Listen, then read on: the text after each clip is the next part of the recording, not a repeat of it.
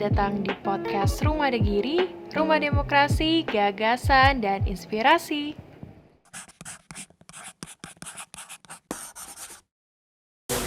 Halo teman-teman podcast Rumah Degiri, balik lagi di podcast Rumah Degiri bersama saya Sally Ivanka. Nah, kali ini kita akan membahas sesuatu yang menarik nih, beda sama yang lain-lainnya. Tapi masih berhubungan sama namanya kopi. Nah, teman-teman podcast pasti sudah nggak asing sama namanya kopi. Pasti di rumah, apalagi kaum milenial nih, pasti sangat antusias banget kalau misalnya setiap malam harus ngopi karena tugas pasti ditemenin sama kopi. Nah, judul yang hari ini kita akan bahas itu adalah terkait dengan beri edukasi kopi untuk dukung peningkatan mutu milenial bersama dengan Pak Dedi. Halo Pak Dedi, apa kabar? Baik, alhamdulillah. Gimana Pak hari ini kegiatannya? Kesibukannya apa nih? Masih dengan kopi.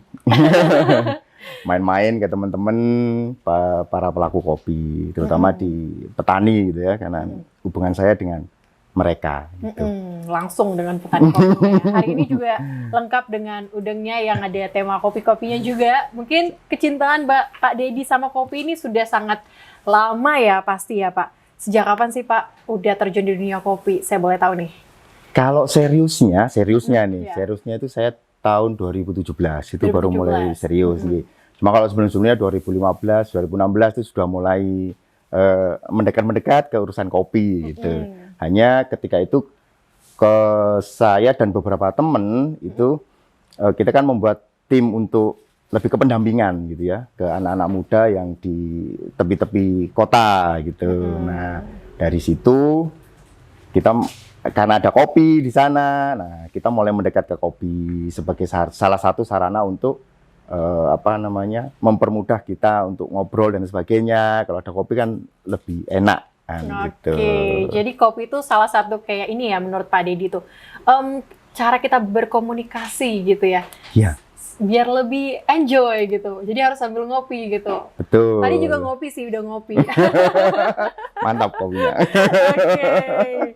Jadi emang kalau misalnya bagi yang para penikmat kopi gitu ya, mungkin cara mereka untuk berkomunikasi itu harus ada kopi yang mendekatkan gitu. Benar sih Pak? Iya. Jadi kopi itu kan bisa dinikmati semua kalangan, gitu. Mulai dari kelas bawah atau anak muda yang ataupun yang sudah berusia gitu, gitu. Nah, dan dengan kopi kita bisa lebih cair gitu ya, bisa lebih cair, ngobrol lebih enak. Karena sebagai salah satu fungsi kopi kan juga untuk mengurangi stres kan. Nah, apalagi kalau kita mau mengkonsumsinya kopi yang tanpa gula, itu kopi kan jadi lebih bagus. Nah, itu. Gitu. Pak, kenapa memilih kopi menjadi salah satu bisnisnya Bapak ke depannya? Ini untuk Tokopi ya? Iya. Kopi gitu ya. Soalnya pakai ejaan lama nih. Ejaan lama. Ya. Ini takut salah nih. Kopi. Nah, kopi ini sudah sejak kapan? Tapi sebelumnya saya mau tanya nih, kenapa Bapak memilih kopi untuk menjadi bisnis ke depannya? Indonesia itu penghasil kopi, salah satu penghasil kopi terbesar di dunia. Dan Banyuwangi sebagai salah satu daerah penghasil kopi yang juga terbaik di Indonesia. Nah, kenapa kita tidak bergerak di situ? Nah, gitu ya. Siap. Nah, jadi makanya yang saya produk itu khusus untuk kopi-kopi Banyuwangi. Harapannya tidak hanya saya secara pribadi yang akan mendapatkan hasil, tapi untuk teman-teman pekebun kopi, mereka akan lebih dihargai usahanya dalam menanam kopi. Siap. Berarti emang Pak Dedi ini melihat peluang kopi di Banyuwangi itu sangat antusias ya Pak ya. Betul. Apalagi kita di sini mayoritas masyarakat juga perkebunan, yaitu ada perkebunan kopi yang cita rasanya khas gitu ya. Yeah. Nah Bapak ini untuk kopinya jenisnya apa aja nih kalau misalnya di Tukopi? Kalau di Tukopi itu ada Robusta, Robusta lanang, kemudian ada Arabica yang dari lereng Ijen, dan Arabica lanang, kemudian ada house blend. House blend itu perpaduan Arabica dan Robusta. Jadi perpaduan Robusta sama Arabica itu house blend. Juga ada Excelsa atau dikenalnya kopi beraroma nangka. Gitu. Kopi nangka. Kopi nangka. Terus kalau misalnya prosesnya emang Bapak ini sendiri? Diproses sendiri atau seperti apa nih? Atau kalau proses pasca panennya itu di pekebun kopi. Jadi kebetulan karena saya banyak kenalan dengan teman-teman pekebun, jadi prosesnya ada di sana. Pasca panennya saya yang ngambil di roasting saja. mulai dari roasting sampai pengemasan dan penjualan. Hanya di sana. Jadi Bapak langsung ngambil dari petaninya ya. Jadi Betul. petaninya sekarang udah gak bingung lagi, udah ada tadi. Salah satunya itu. Iya. Soalnya mungkin kadang petani juga udah capek ya. Udah capek mengolah dan sebagainya. Ini giliran kita nih, atau giliran orang-orang seperti Pak Denny nih untuk mengolahnya menjadi sebuah produk seperti ini. Kayak gitu. Nah, saya dengar satu hal yang menurut saya rare nih, atau langka nih untuk didengar gitu loh Pak. Saya dengar Bapak ini mendirikan sebuah kayak community ya Pak ya, untuk tempat sharing-sharing gitu, atau gimana nih istilahnya? Kalau bukan community ya, Iya, jadi lebih ke apa di nih, Pak? rumah itu saya menyediakan sebuah tempat nih untuk gesah, sharing, bagaimana mengolah kopi, bagaimana menyeduh kopi supaya bisa dirasakan lebih baik, lebih enak gitu ya. Agak seperti kafe, seperti itu. Jadi itu di rumah seperti itu saya membuatnya. Itu di rumah Pak Denny? Di rumah gitu. Oke. Jadi konsepnya sebetulnya bukan kafe gitu ya. Konsepnya hanya tempat Gesah gitu gesah ya? saja. Saya Oke. mengatakan begitu untuk sharing tentang kopi. Gitu. Jadi anak-anak muda atau orang dari kalangan mana nih yang biasanya sering gesah di situ Pak? Kalau saya target lebih ke anak-anak muda. Jadi kebetulan istri itu ngajar di lembaga pendidikan. Nah, itu muridnya diajak, nanti diajak anak temen, nanti datang lagi ke rumah bawa temennya yang lain. Nah, jadi seperti itu. Saya hanya kepingin mengenalkan sih kepada mereka bagaimana nyeduh kopi yang baik gitu aja, yang bisa dinikmati gitu, oleh tidak hanya sendiri, juga oleh orang lain gitu kan. Nah, karena selama ini anak-anak muda itu yang hobi ke kafe ya, kopi kan lagi jamur nih, Iya, di Banyuwangi, di mana-mana jalan sedikit ada kafe, jadi ada kafe. Nah, tapi sedikit dari anak-anak muda itu yang tahu bagaimana sih nyeduh kopi itu. Nah, rata-ratanya cuma pesen kopi, minum, begitu selesai. Nah, di tempat saya, di itu kopi itu, kita berbagi itu. Itu harapannya mereka jadi tahu, gitu kan. Dan ada cerita lucu gitu itu di rumah. Gitu. Ada yang bilang, wah ternyata kayak kopi, nyeduh kopi gini ya. Nah, wah makanya kalau di kafe itu lama ternyata begini ya. Nah, gitu. Jadi hal-hal seperti itu unik yang sering saya dengar gitu, dan itu menjadi penyemangat buat wah ini berarti dapat nih ya gitu ya, dan harapannya akan semakin banyak anak-anak muda yang tahu tentang kopi, terjun ke dunia kopi juga ya Pak ya. Tapi Pak, Bapak melihat peluang ini atau mulai pertama kali melaksanakan kayak gini ini kapan ya Pak? Sebetulnya awalnya kan karena lebih ke pendampingan itu ya di awal ya, yang tadi saya sampaikan. Di situ terus bergeser karena ini tim ini sudah tidak jadi utuh, saya tetap lagi di kopi, targetnya adalah berbagi tadi itu tetap. Nah, kemudian saya melihat kafe yang sudah semakin banyak, melihat anak-anak muda yang sering nongkrong-nongkrong di kafe gitu kan. Nah, itu yang saya kepingin ambil gitu kan, gitu ya, ambil dari mereka dari sisi edukasinya gitu. Harapannya mereka bisa beralih nih dari yang tadinya hanya kongkoy, terus kemudian minum kopi yang nun sewu, ada yang kadang bukan kopi murni ya, bukan kopi bubuk itu. Kalau kadang kan kopi itu digiling bukan digunting kan, kalau tidak salah dulu seperti itu. Jadi itu yang sebenarnya saya ingin ambil gitu ya. Dan harapannya nanti dengan mereka tahu itu, mereka tidak harus ke kafe, mereka juga bisa nanti menyeduh kopi sendiri mungkin di rumah atau mungkin di mana mereka dengan teman-temannya kongkoy gitu ya, entah di tempat wisata atau di hutan atau di gunung atau di mana. Nah, itu mereka sudah meninggalkan kopi yang digunting tadi ke kopi yang digiling. Kopi asli. Iya. Karena kalau kita minum kopi asli juga gini ya Pak ya, tingkat kesehatannya juga kita kan jadi lebih sehat karena minum kopi yang murni kayak gitu, tanpa ada gula dan sebagainya, dan gimana kita lebih mengenal rasa kopi asli Banyuwangi, ya kan. Tapi yang Bapak ajarkan di sana terkait dengan penyeduhan kopi seperti apa nih Pak? Apakah pakai mesin atau penyeduhan seperti apa nih? Kalau yang di rumah itu di kopi itu kita lebih ke manual brewing gitu ya. Jadi yang menggunakan alat-alat sederhana. Kenapa alat sederhana? Nah, ini anak-anak muda ini kan tidak semuanya bisa beli alat yang mesin nih. Yang mahal yang gitu paling murah berapa tuh ya. Nah, tapi kalau alat yang sederhana seperti gilingan yang manual itu kan, itu masih bisa jangkau. Atau mungkin ketel yang leher angsa itu yang kecil itu masih bisa jangkau. Dan kompor lapangan misalnya masih bisa. Nah, otomatis mereka akan lebih tergerak di situ, gitu kan? Mereka akan lebih tergerak di nyeduh kopi. Ternyata bisalah di mana aja. Nah, alatnya juga tidak mahal-mahal banget lah, gitu. Mereka masih bisa menjangkau membelinya. Jadi lebih ke sana. Gitu. Lebih ke sana sasarannya. Kalau pakai mesin kan susah nanti jadinya. Susah gitu. juga nanti mereka ada yang berjalan, ada yang enggak. Betul, gitu ya. betul. Ini juga menjadi peluang kalau misalnya anak-anak muda ini nantinya punya modal lah untuk misalnya nanti mereka membangun bisnis baru di dunia perkopian gitu. Karena sejak dini emang dari Pak Deddy sendiri sudah menanamkan jiwa-jiwa kopi nih sama mereka dari kecil. Tapi menurut Bapak nih ya, selama ini yang datang ke tempatnya Bapak tuh apakah mayoritas laki-laki, apakah ada perempuan juga nih yang datang ke situ? Laki perempuan. Laki perempuan nih? Besar dan kecil. Oh ya? Kalau di Besar dan usia kecil. kecil itu kira-kira usia berapa nih Pak yang misalnya belajar kopi, yang udah antusias lah? Sebenarnya begini, saya kan tidak pernah membatasi usia, gitu. Saya tidak membatasi usia. Jadi saya melihatnya kepada seseorang itu seberapa tertarik kepada kopi, gitu. Seperti halnya tadi pagi itu kebetulan ada tamu yang ke rumah, temannya istri, bawa anak kecil. Ketika ditawarin ngopi, ibunya kok dia sebenarnya antusias, gitu ya, antusias kan.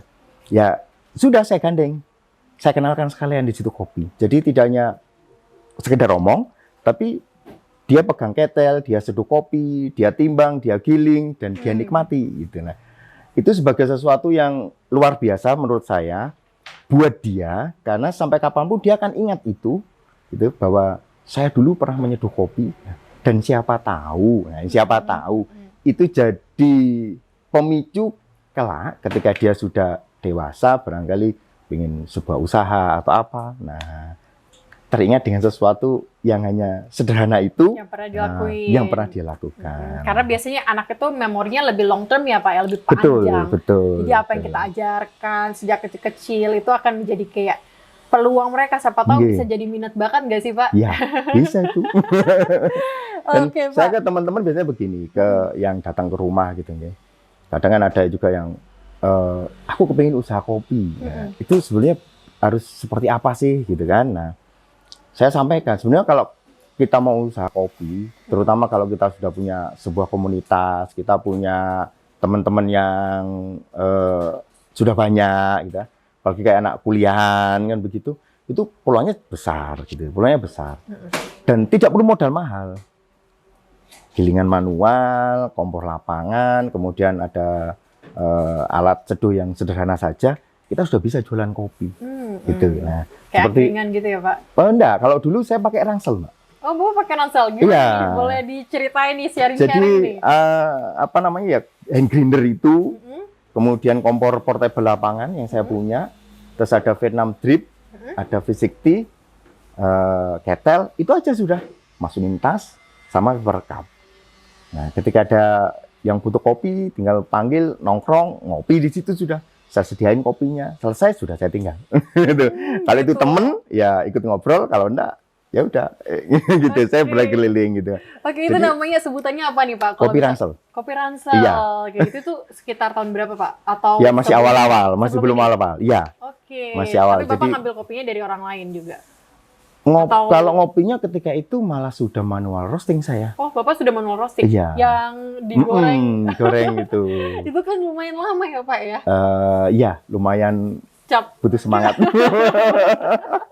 Butuh semangat. Bener, gitu. bener. Tapi seru ya Pak ya? Waktu itu pengalaman paling ketemu sama orang-orang baru juga. Iya. Jalan-jalan untuk mengenalkan kopi sambil dapat cuan juga kan waktu itu. Tapi seru, itu saya baru dengar ya Pak. Apakah emang udah lama ada yang seperti itu di Banyuwangi atau gimana nih Pak? Kalau di Banyuwangi sebetulnya Bapak yang pertama belum ya. Wah, kalau yang pertama janganlah. Tapi yang pasti ketika itu dengan temen itu baru mengawali juga yang kopi lebih serius, tapi tetap basic tujuannya lebih ke edukasi gitu ya. Nah, setelah saya tidak dengan teman itu, saya lebih berjalan dengan kopi ransel saya. Kopi gitu. ransel. Saya kopi ransel. Dan saya lebih banyak mengusulkan kepada menyarankan kepada teman-teman muda, terutama yang kuliah, untuk jualan kopi pakai ransel aja, ya kan. Jadi- Kalau masuk ke tempat kos-kosan, ke kampus kan masih bisa tuh. Daripada kita harus bawa peralatan dan sebagainya. Kalau kita stay, sewa tempat dan sebagainya, berapa biaya yang dikeluarin? Benar. Nah. Jadi ini salah satu cara yang paling efektif nih ya. Betul. Kalau misalnya anak-anak muda mau berbisnis, Mm-mm. nyoba berbisnis, tapi kayak gini, nggak punya modal yang banyak, Mm-mm. tapi punya tekad niat, bisa juga nih buat kopi, bisa Betul. banget nih. Mm-mm. Dicoba caranya Pak Deddy, Iya. tas ransel gitu. Kopi Iya. ransel. Kopi ransel. Tas ransel lagi. Ya, kopi ransel. Wah, luar biasa Tuh. ya Pak. Waktu itu perjuangannya Bapak mulai dari kopi ransel sampai sekarang. Tapi nih, yang saya mau tanya ini Pak. Gimana? Menurut Bapak, apakah penting anak muda belajar soal kopi? Tadi kan kita udah bahas nih, kalau Bapak itu lebih concern ke anak muda. Heeh. Sekarang nih, saya pengen lebih memperdalam. Kenapa sih anak muda itu penting banget kita harus belajar kopi sejak dini? Harus benar-benar paham nih cara penyeduhannya, edukasi terkait dengan kopi. Itu kenapa? Mereka kenapa harus seperti itu sih Pak, menurut Bapak nih? Sebenarnya bukan penting ya, tapi harus ya. Harus digarisbawahi nih. Iya, harus nih. Karena Banyuwangi penghasil kopi, salah satu penghasil kopi terbesar dan terbaik loh di Indonesia gitu ya. Dan itu sudah dari zaman dahulu kala gitu. Nah, kalau kita anak muda tidak tahu tentang bagaimana menyeduh kopi, nah, bagaimana kita akan menghargai teman-teman pekebun kopi dengan produknya yang sudah bersusah payah merawat kopi seperti itu.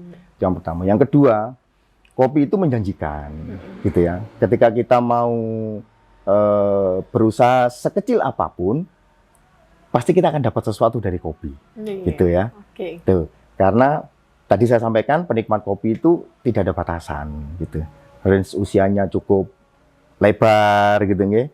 Kemudian bisa dinikmati di mana saja dan kapan saja. Tinggal bagaimana kita menawarkan sesuatu yang beda kepada orang-orang atau teman-teman kita penikmat kopi. Nah, itu.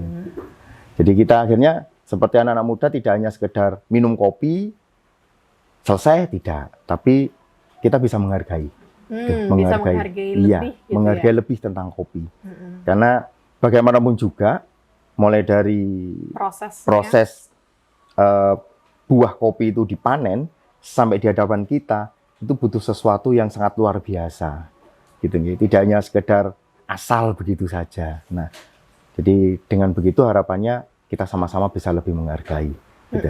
Dan anak muda sekarang, wah, itu luar biasa dengan kopi. Itu saya sangat bangga buat anak-anak muda.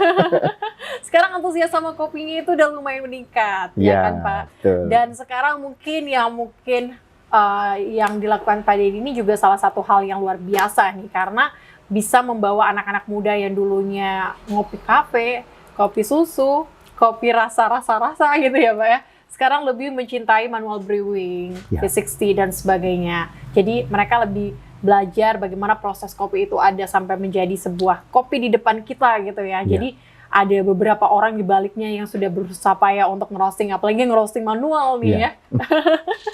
Oke, jadi lebih nggak meremehkan kopi-kopi asli gitu, apalagi kopi-kopi seperti ini. Mungkin kan kebanyakan orang masih menggunakan kopi-kopi saset ya Pak ya, yang udah praktis untuk dipakai gitu. Mungkin menurut mereka, rasanya lebih enak gini, lebih praktis dan sebagainya. Padahal ini nih manfaatnya luar biasa loh kalau misalnya kita pakai kopi-kopi yang asli gitu. Bener kan Pak? Iya, makanya kita dengan pendekatan ke anak-anak muda. Nah, ini karena yang paling mudah untuk kita ajak gitu kan. Kita beri sesuatu yang baru ini kan anak-anak muda gitu kan. Hanya tinggal bagaimana kita menyampaikannya kepada mereka. Dengan anak-anak muda itu tahu, ini mereka akan menggeser dengan sendirinya lah gitu ya.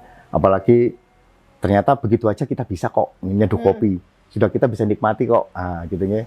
Ayo kita nongkrong ke gunung, bawa kopi ini aja gitu kan, lebih enak dan sebagainya. Nah, karena bagaimanapun juga Mbak, ketika kopi itu kita giling, itu akan memunculkan sebuah aroma yang luar biasa gitu ya, dari biji kopi itu. Dan itu membuat suasana ya, di sekitar kita yang tadinya mungkin agak suntuk jadi lebih bersemangat gitu. Jadi lebih apa ya? Lebih asik gitu ya. Betul. Soalnya bisa asik. ngopi sambil asik karena bisa ngerasain sendiri prosesnya Betul. kayak gitu.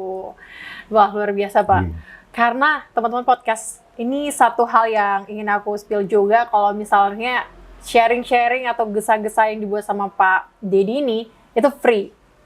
Jadi nggak diambil uang sedikit pun dari situ atau profit keuntungan sedikit pun dari situ. Nah Pak, kalau misalnya kita lihat nih ya, kenapa Bapak membuat itu free?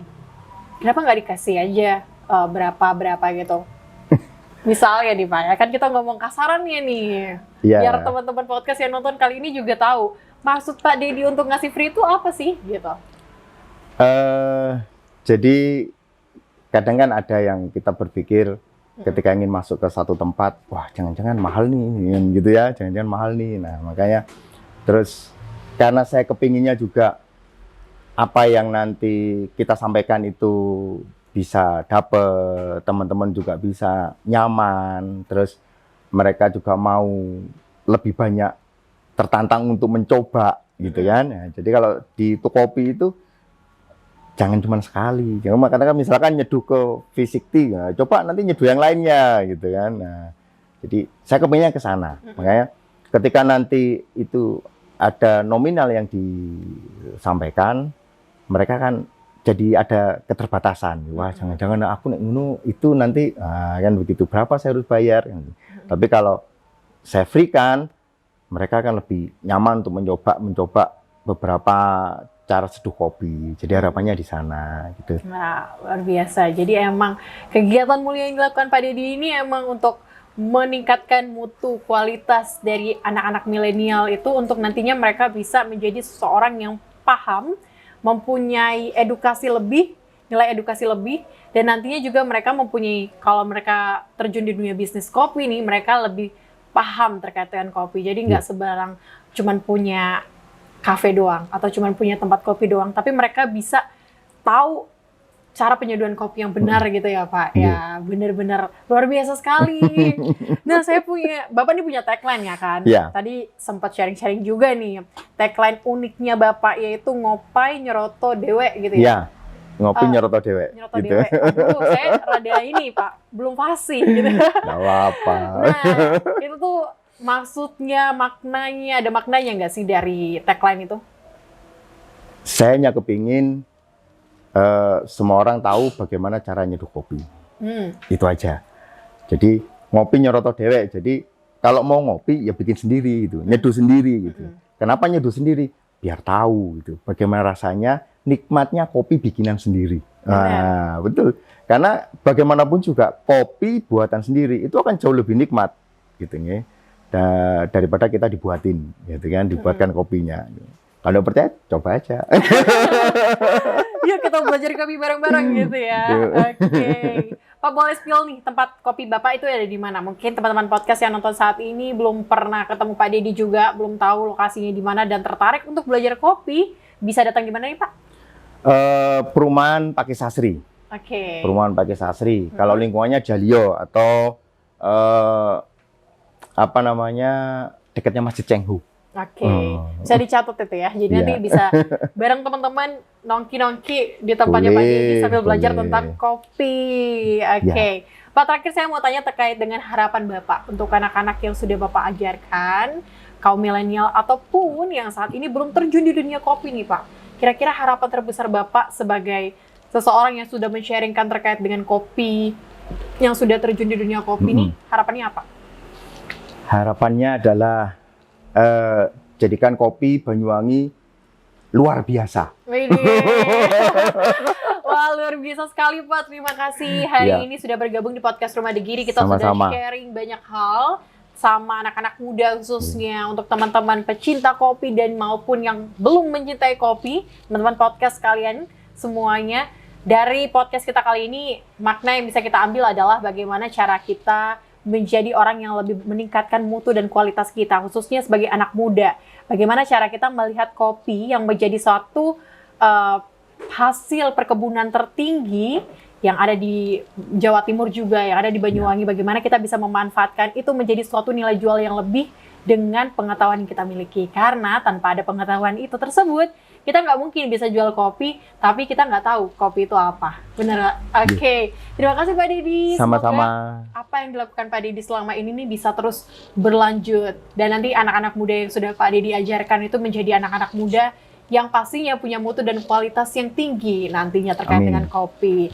Oke, teman-teman podcast Rumah Degiri, sekian podcast Rumah Degiri bersama dengan Pak Deddy. Saksikan terus podcast Rumah Degiri setiap hari Jumat jam 7 malam di YouTube Rumah Degiri. See you. Terima kasih.